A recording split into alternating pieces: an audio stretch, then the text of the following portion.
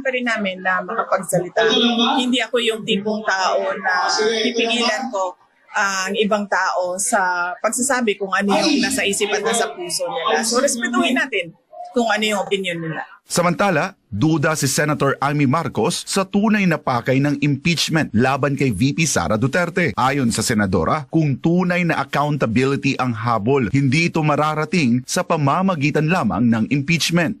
Kasi ang parusa ng impeachment ay removal from office at saka yung tinatawag na disqualification, permanent disqualification. Parang nagdududa ako na kung talagang accountability, isang katutakang kaso ni Inday Sara sa COA, sa DOJ, sa Korte Suprema.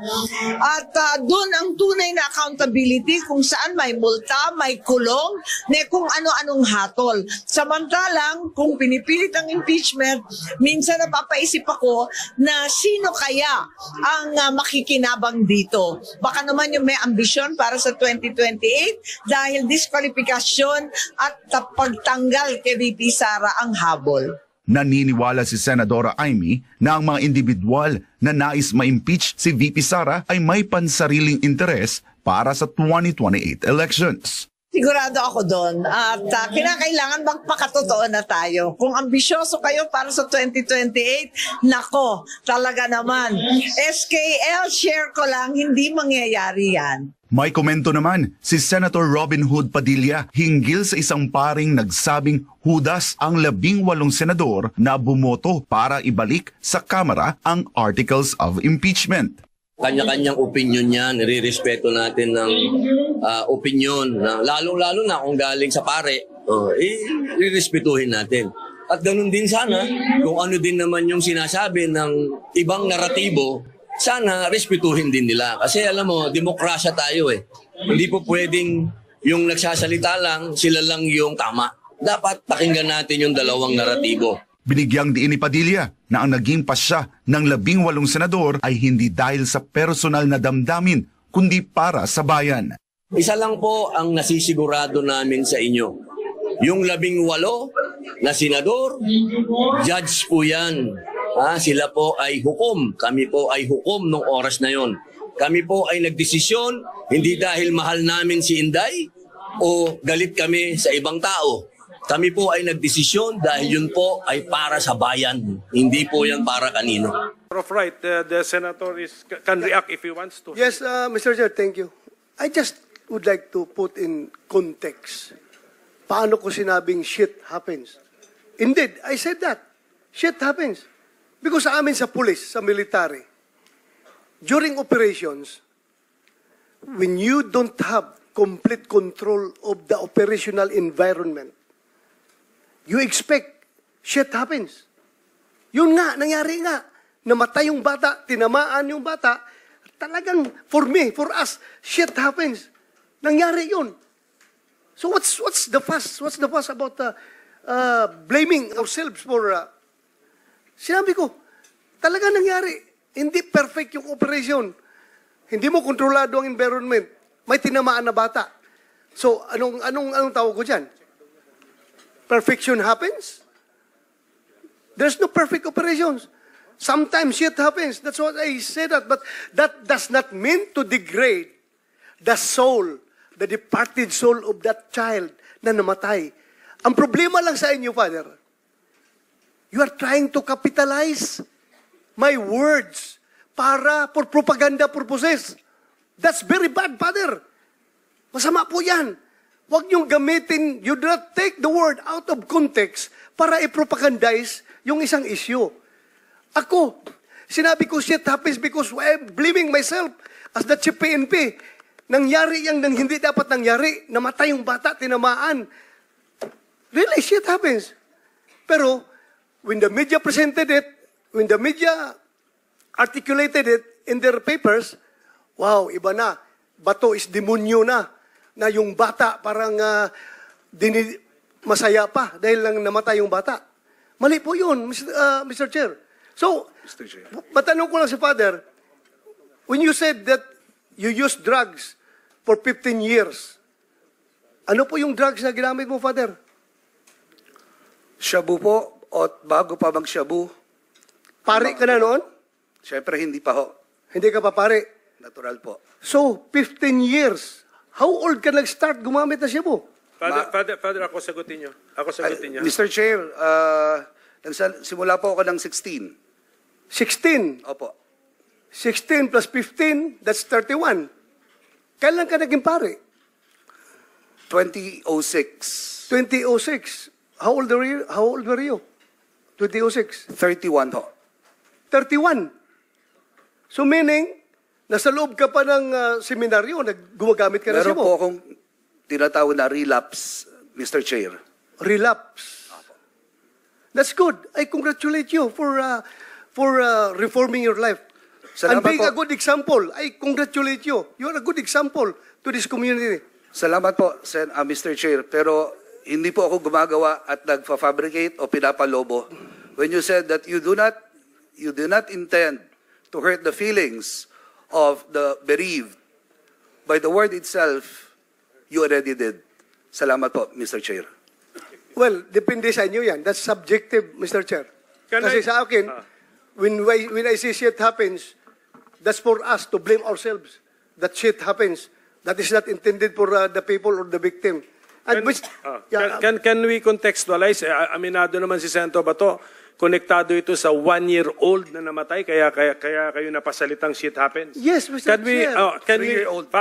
Ilan? Mr. Chair, 3-year-old 3 years old daw. na nangangarap ding Okay. maging pulis.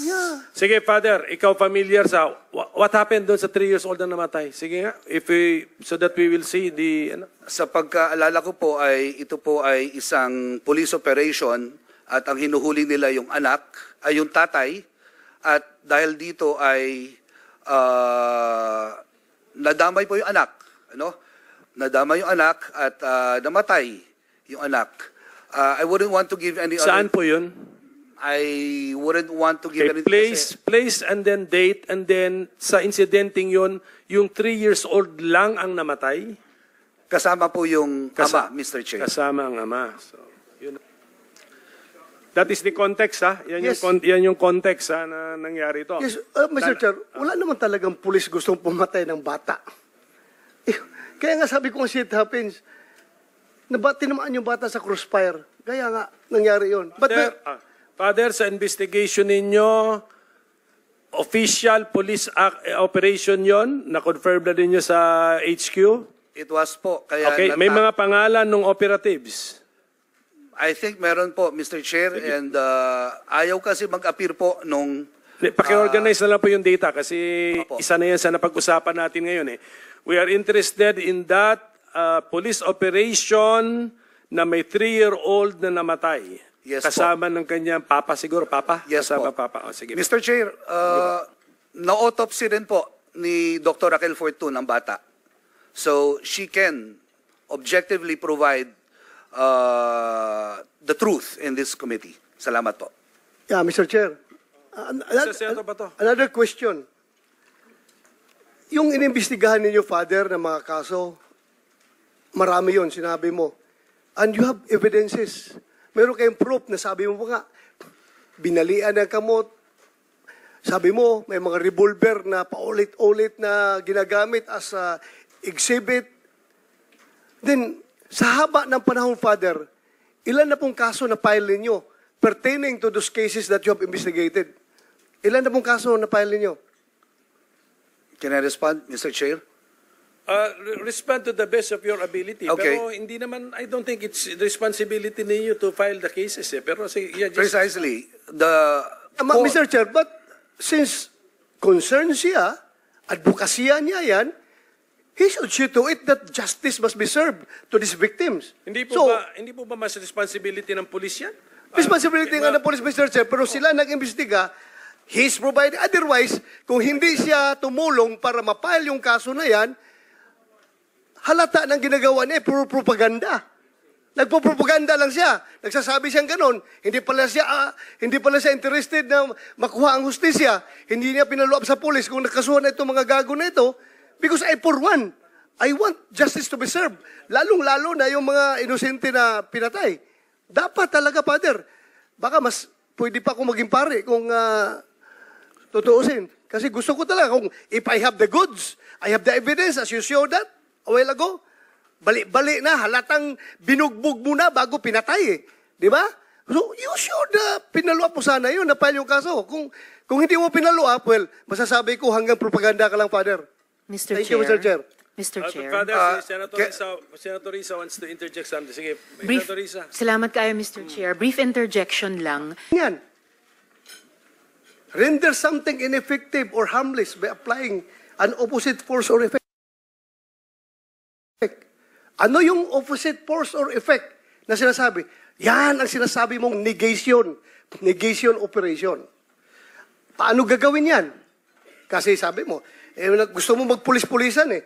Gusto mo yung term ng pulis, talagang insist yung gusto mong meaning eh. Yung negation operations ay pagkakandak ng operations against the suspects. Pag magkanda ka ng operations, chances are na pwede mo siyang maaresto, pailan mo ng kaso para makulong at hindi na siya makapag-commit pa ng further crimes. Ineffective na siya sa kanyang mga criminal activities. Ngayon, sabi mo patay. Yes, pwede mayroong mamatay dyan sa neutralization kapag ang suspect ay lumaban sa operation because by all means, ang police has to defend themselves. Self-defense. Ewan ko. Tanungin natin itong mga former chief PNP kung ano ba talaga ang meaning ng neutralization. Dahil alam ko, police, military, at maraming organization gumagamit ng term ng neutralize. Binibigyan lang kasi ng masamang meaning nitong mga anti-Duterte na people. Ngayon, kinukot mo pa yung PDEA director na yes, he's free to make his own meaning, his own definition of that term. But ito ngayon, tatlong former chief PNP, Mr. Chair, can I ask General Gamboa, when I say neutralize, anong ibig sabihin yan?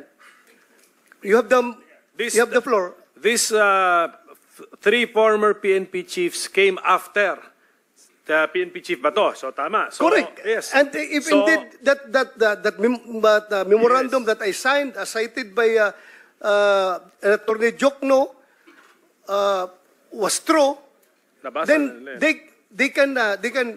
they were covered by that memorandum. And I would like to seek their opinion as to the intent of that memorandum. Is it really killing?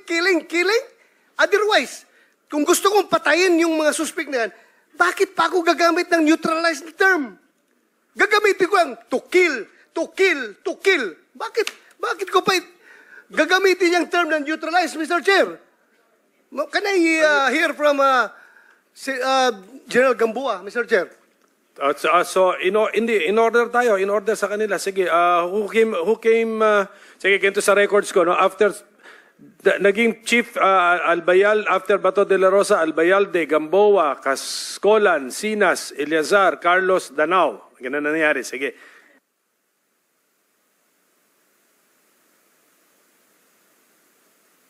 Okay, the question of Senator Bato, he wants to direct it first to lawyer pa pala itong ating lawyer, former police chief, Attorney Archie Gamboa. Yes, sir. Thank you very much, Mr. Chair. First, I'd like to put everything in the proper context because if you only deal with how Attorney Jokno has interpreted the Command Memorandum Circular, you will have that kind of bias. Now, as an opinion, there are at least 3 laws that prohibits disclosure of classified documents.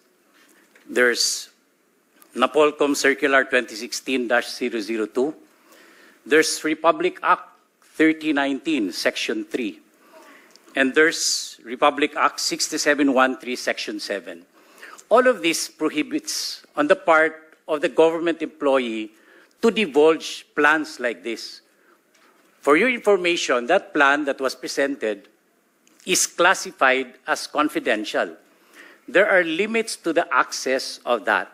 Why? because while it may not endanger national security, peace and order, and public safety, it might be prejudicial to the interest, prestige of national government activities. It may cause administrative embarrassment. It may cause unwarranted injury, and it may be advantageous to other nations. I am telling this because, first and foremost, those documents are not supposed to be accessed by the public. But this responsibility lies